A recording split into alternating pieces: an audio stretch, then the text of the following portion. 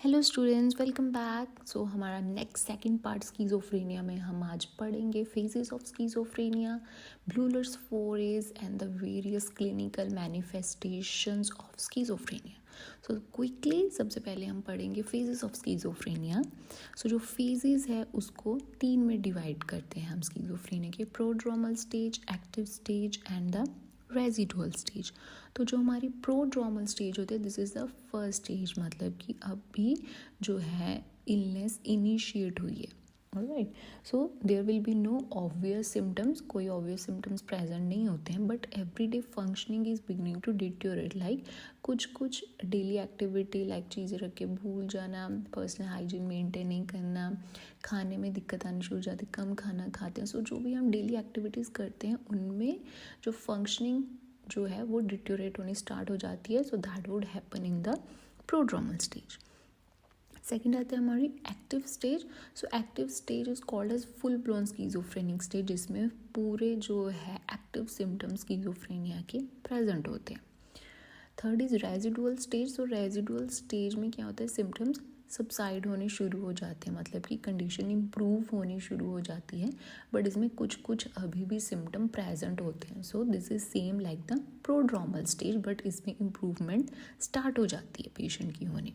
सो हमारी ये 3 फेजेस होती हैं स्कीजोफ्रेनिया की: प्रोड्रोमल, एक्टिव और the residual phase. Okay, then आ जाते हैं main sign and symptom of schizophrenia, जिस पे सबसे पहले आता है ब्लूलर्स 4A's। सो ब्लूलर 4A's में 4 चीज़ें आती हैं, that is ambivalence, autistic thinking, effect disturbance and associative looseness. So ambivalence का मतलब क्या होता है? Ambivalence means presence of 2 Contra indicatory और ऑपोजिट फीलिंग्स, एटीट्यूड्स और बिलीव्स टुवर्ड्स ऑब्जेक्ट, पर्सन और द सिचुएशन। मीन्स कि एक ऐसी सिचुएशन होती है कि जब इंडिविजुअल में एक ही टाइम पे किसी पर्सन के लिए या किसी ऑब्जेक्ट के लिए, किसी सिचुएशन के लिए 2 ऑपोजिट फीलिंग एक ही सेम टाइम पे अराइज हो जाती हैं, तो उस चीज़ को हम बोलते हैं ambivalence. For example, like person एक टाइम पे बोल रहा है, हाँ मैं वहाँ जाना चाहता हूँ, मुझे वो जगह बहुत पसंद है। ऑन द सेम टाइम वो स्टेटमेंट चेंज कर लेगा, नहीं मैं वहाँ नहीं जाना चाहता हूँ, मुझे वो जगह बिल्कुल पसंद नहीं है। सो सेम टाइम पे 2 कॉन्ट्रा इंडिकेटरी जो फीलिंग्स, एटीट्यूड अराइज होता है, उसको हम बोलते हैं ambivalence. Second is autistic thinking. So autistic thinking is patient is preoccupied with ideas derived from excessive daydreaming or fantasy. Patient is unaffected by what is happening in the environment. It means autistic thinking means कि जो person है, individual है, वो अपनी ही day dreaming, अपने ही thoughts में pre occupied रहता है। उसको कोई फ़र्क नहीं पड़ता उसके आसपास क्या हो रहा है, उसकी इन्वायरमेंट में क्या हो रहा है। ही और she is totally unaffected. Third is affect disturbance. It means affect is related to your emotions. Means कि उसका जो इफेक्ट होगा that would be completely flat और blunt.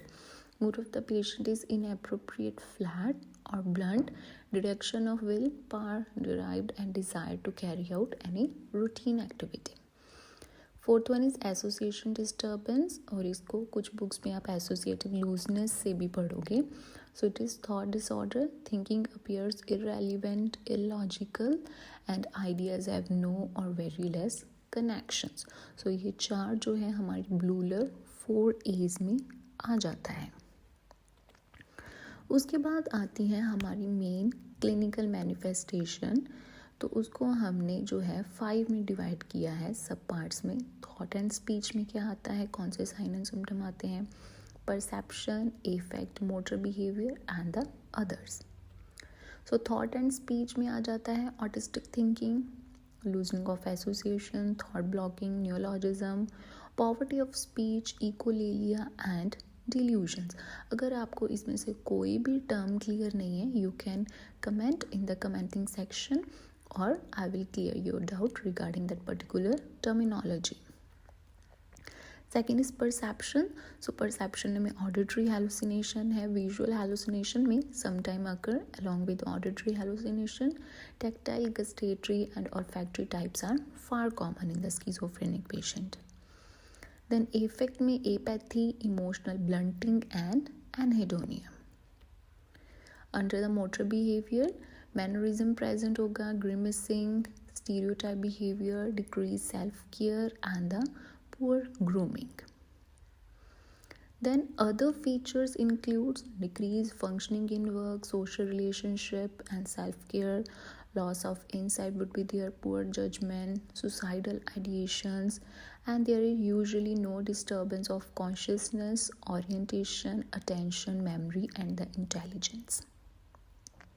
So that is all about the symptoms, clinical manifestations of schizophrenic illness. Thank you.